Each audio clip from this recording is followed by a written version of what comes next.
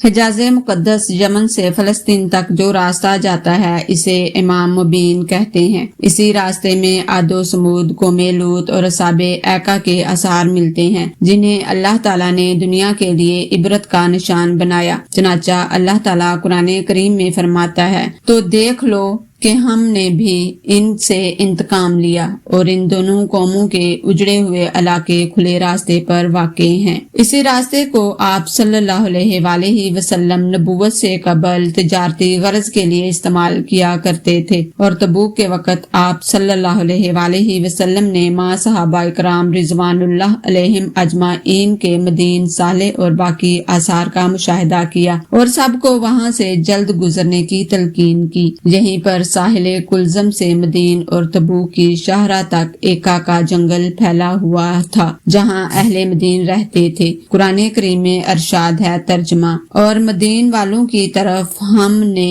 ان کے بھائی شعیب کو بھیجا۔ اس نے کہا، اے برادران قوم، اللہ کی بندگی کرو، اس کے سوا تمہارا کوئی خدا نہیں ہے، تمہارے پاس تمہارے رب کی صاف رہنمائی آ گئی ہے، لہذا وزن اور پیمانے پورے کرو، لوگوں کو ان کی چیزوں میں گھاٹا نہ دو اور زمین میں فساد برپا نہ کرو، جبکہ اس کی اصلاح ہو چکی ہے، اسی میں تمہاری بھلائی ہے اگر تم واقعی مومن ہو۔